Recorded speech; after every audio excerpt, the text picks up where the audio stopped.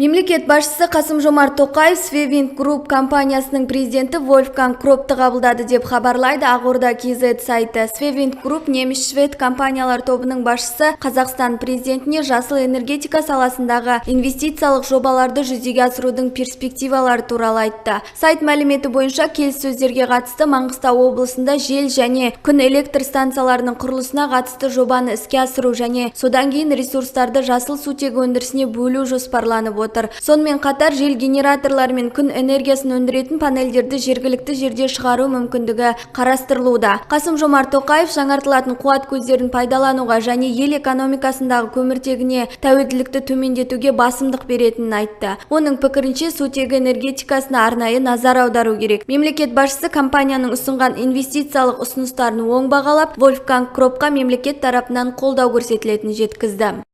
В столице состоялась встреча главы государства и руководителя немецко-шведской компании Свевинт Групп Вольфганга Кропа. Он рассказал президенту о перспективах реализации инвестиционных проектов в сфере зеленой энергетики. В частности, как сообщает Акорда, в Мангостауской области планируется осуществить проект по строительству ветровых и солнечных электростанций с последующим направлением ресурсов на производство зеленого водорода. Рассматривается возможность локализации производства ветрогенераторов и солнечных панелей. Гарант Конституции заверил о поддержке проекта со стороны государства. Напомним, в начале июля экс-аким области, а ныне сенатор Серикбай Трумов провел встречу с Кропом и заместителем премьер-министра Романом Скляром. Тогда был подписан ряд меморандумов. По плану производства компании водорода и аммиака в Казахстане будет налажено в течение 10 лет.